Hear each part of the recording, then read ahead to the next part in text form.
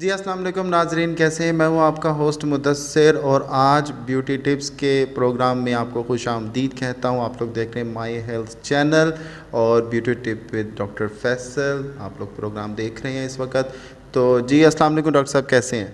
वालेकुम अस्सलाम। अल्लाह का शुक्र, सब ठीक ठाक। अच्छा डॉक्टर साहब, आज हमारे नाजरीन को कुछ ब्यूटी के ऊपर टिप्स बताएं, नरम व मुलायम स्किन के लिए कैसे लोग करें और एंटी एजिंग वगैरह का, इन चीज़ों के बारे में कुछ बताइएगा। जी, सबसे पहले आजकल का जो हमारा मौसम चल रहा है, मैं इसके हवाले से कुछ बता देता हूँ आपको। ये माइक में पकड़ सकता हूँ? तो उसमें यह है कि आजकल जैसे ह्यूमिडिटी बहुत ज़्यादा है।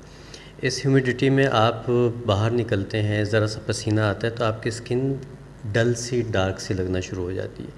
उसके लिए सबसे अच्छा तरीक़ा ये है कि आप जब भी शाम को, दोपहर को घर वापस आएँ तो ग्रीन टी का कहवा बना के घर में रखिए। उसमें आपने आके थोड़ा सा बेसन ऐड करना है। वो ग्रीन टी और बेसन का जो पेस्ट है वो आप चेहरे पे लगाइए और 15 मिनट के बाद उसको आप धो लीजिए। आप देखिएगा कि डेली की जो आपके चेहरे की रंगत ख़राब हो रही है और पसीने की वजह से पोर्स बंद हो रहे हैं, वो सब ठीक हो जाएगा और आपका चेहरा जो है एकदम फ्रेश और खिला खिला सा हो जाएगा। जी डॉक्टर साहब, आजकल मार्केट में बहुत से फेस वॉश, बहुत से ब्यूटी सोप, बहुत सी ऐसी क्रीमें मौजूद हैं जो कि बाज़ औक़ात बड़े नुकसानदेह होती हैं सेंसिटिव स्किन के लिए। तो आप क्या कहते हैं कि स्किन के लिए, फेस स्किन के लिए डेली केयर में क्या चीज़ इस्तेमाल करनी चाहिए और किस किस क्वालिटी की इस्तेमाल करनी चाहिए? जी देखिए, इसमें सबसे पहले तो आपको अपना स्किन टाइप पता होना चाहिए। अगर आपका स्किन टाइप ऑयली है तो आपने ऑयली स्किन की प्रोडक्ट्स यूज़ करनी है, ड्राई है तो उसके हिसाब से, कम्बिनेशन है उसके हिसाब से, या सेंसिटिव है तो उसके हिसाब से। तो सबसे पहले आपको अपना स्किन टाइप पता होना चाहिए। उसके बाद फिर कोशिश कीजिए कि इसके ऊपर कॉम्प्रोमाइज़ मत करें। सस्ती प्रोडक्ट्स की तरफ मत जाइए, अच्छी कंपनी की अच्छी प्रोडक्ट्स लीजिए और वो जो सी हैं आपकी स्किन को फ़ायदा भी पहुंचाएंगी। दूसरी बात ये कि 3 चीज़ें हम हमेशा कहते हैं कि आपको अपनी रूटीन में रखनी चाहिए। वो है क्लींजिंग, टोनिंग और मॉइस्चराइजिंग। आपने डेली बेसिस पे अपनी स्किन को क्लींस भी करना है, मॉइस्चराइज़ भी करना है और टोन अप भी करना है। तो जब आप ये छोटी छोटी चीज़ें अपनी प्रैक्टिस में रखते हैं तो फिर आप अपनी स्किन पे एजिंग, कॉम्प्लेक्शन का डल हो जाना, स्किन का ख़राब हो जाना, इन सब मामला से आप बच सकते हैं। जी डॉक्टर साहब, क्लींजिंग और मॉइस्चराइजिंग और जो है वो ये चीज़ें करने से जो है डेफिनेट बात है कि आपको अच्छे रिजल्ट्स मिलेंगे। जी डॉक्टर साहब, ये बताइए कि अक्सर लोगों के डार्क सर्कल्स होते हैं चेहरे पे, आँखों के नीचे, तो उसके लिए होम रेमेडीज़ के अंदर क्या चीज़ इस्तेमाल की जाए, और अगर मार्केट में कोई मौजूद है चीज़ इसके अलावा, या अगर आपकी अपनी होममेड कोई ऐसी ख़ुद से बनाई मेडिसिन है तो उसके बारे में बताइएगा। और ये डार्क सर्कल होते क्यों हैं, इसकी वजह क्या है और ये किस तरह से रिमूव किए जाते हैं? अच्छा, फेस की ट्रीटमेंट्स में जो सबसे मुश्किल ट्रीटमेंट है वो डार्क सर्कल्स की है। इसके बहुत सारी वजूहत होती हैं। आपके डिप्रेशंस भी हो सकते हैं, नींद की कमी भी हो सकती है, कम पानी पीना भी हो सकता है। उसके अलावा जो लोग ग्लासेस लगाते हैं, ऐनक लगाते हैं, उनको भी हो सकता है। कुछ चीज़ें फैमिली में भी चल रही होती हैं। तो इसको जब तक आप एक दफ़ा कंसल्टेंट को दिखा नहीं लेते कि किस वजह से है मसला, तो उसको ट्रीट करना ज़रा मुश्किल होता है। बहरहाल फिर भी कुछ लोग होम रेमेडीज़ की बात करते हैं। तो होम रेमेडीज़ में ये है कि आलू के रस निकाल लीजिए। आलू का कच्चे आलू को लेके उसको कुचलिए, उसका जो पानी निकल आएगा उसमें आपने ग्रीन टी बैग डाल देना है और उसको फ्रिज में रख दीजिए। जब ये ठंडा यख हो जाए, इसको आपने जमाना नहीं है, लेकिन जब तक ये ठंडा यख ना हो जाए उस वक्त तक आपने इस्तेमाल नहीं करना। जब ठंडा हो जाए तो एक टी बैग एक आंख पे, एक टी बैग एक आंख पे आप रख लीजिए और तकरीबन 10 मिनट के लिए आप इसको रख के छोड़ दीजिए।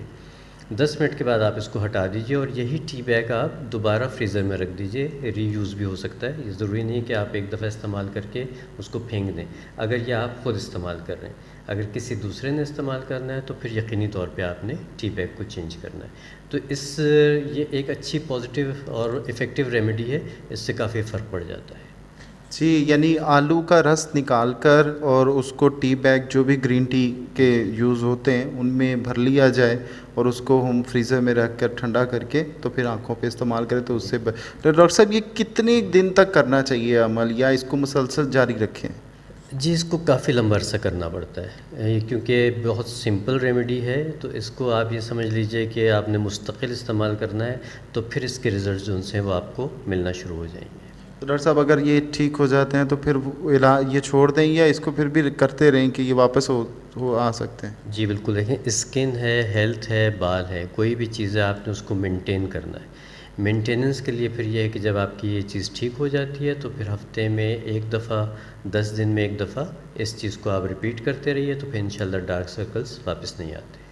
जी डॉक्टर साहब, स्किन केयर के ऊपर आपके पास ये बहुत सी मेडिसिन पड़ी हैं, इनके बारे में अगर आप कुछ बताना चाहें कि आप किस किस्म की मेडिसिन जो है ऑन ऑर्डर बना कर देते हैं, जितने भी लोग मसाइल अपने लेकर आते हैं तो उनके बारे में कुछ बताइएगा। देखिए प्रोडक्ट्स तो अल्हम्दुलिल्लाह बहुत ज़्यादा हैं, उसमें स्किन के हर तरह के प्रॉब्लम्स के लिए हैं, एक्नी के लिए है, स्कार मार्क्स के लिए है, ओपन पोर्स के लिए है, डार्क कॉम्प्लेक्शन के लिए है, टैनिंग के लिए है, हमारे अपने फेस सोप्स भी हैं।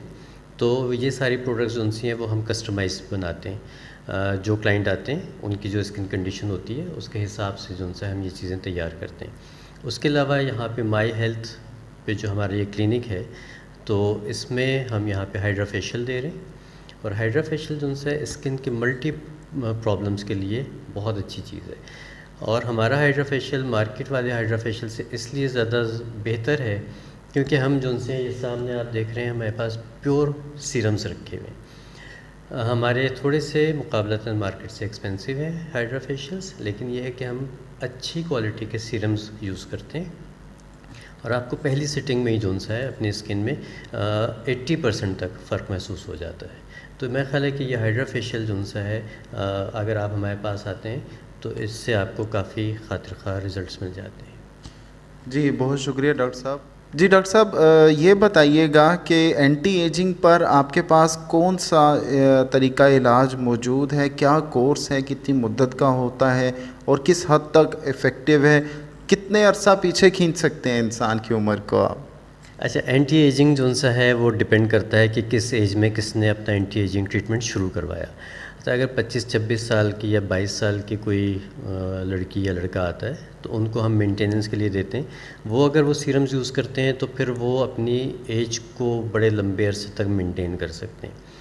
कुछ ऐसे हज़रात या ख़वातीन आती हैं जिनकी ऑलरेडी लाइंस आ चुकी होती हैं, यहाँ पे जो फाइन लाइंस होती हैं, ये रिंकल्स होते हैं, उनको फिर थोड़ा सा टाइम ज़्यादा लग जाता है, लेकिन फिर भी तकरीबन 1 से 2 महीने में रिज़ल्ट्स मिलना शुरू हो जाते हैं।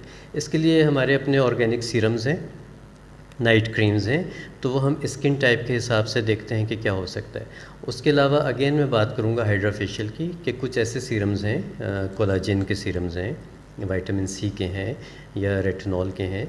उनको जब हम हाइड्रा फेशियल के साथ यूज़ करते हैं और उसमें फिर हम अल्ट्रासाउंड वेव्स देते हैं या कुछ चीज़ें ऐसी होती हैं, तो उससे आपकी स्किन जो उनसे वो लिफ्ट हो जाती है। तो ये तो टेम्प्रेरी होता है, लेकिन साथ अगर आप वो सीरम और नाइट क्रीम यूज़ करते रहते हैं तो फिर आपकी स्किन जो उनसी है 3-4-5 साल तक जितना रेगुलर आप इस्तेमाल करेंगे तो आप उतना अपनी स्किन को पीछे ले जा सकते हैं। मतलब ये है कि आप एजिंग को रोक सकते हैं किसी हद तक। जी, तो एंटी एजिंग भी अब कोई प्रॉब्लम नहीं रहा। डॉक्टर साहब का आप नंबर स्क्रीन पर देख रहे होंगे, इनसे रब्ता करें। माई हेल्थ के ऑफिशियल जो मेडिकल सेंटर है वहाँ पर तशरीफ़ लाइए और वहाँ पर डॉक्टर फैसल साहब से अपॉइंटमेंट लेकर और अपनी एंटी एजिंग का प्रोसेस आप करवा सकते हैं। इसके अलावा बहुत सी उनके पास मेडिसिन भी मौजूद हैं जो कि आपको इफ़ेक्टिव होंगी एंटी एजिंग के ऊपर।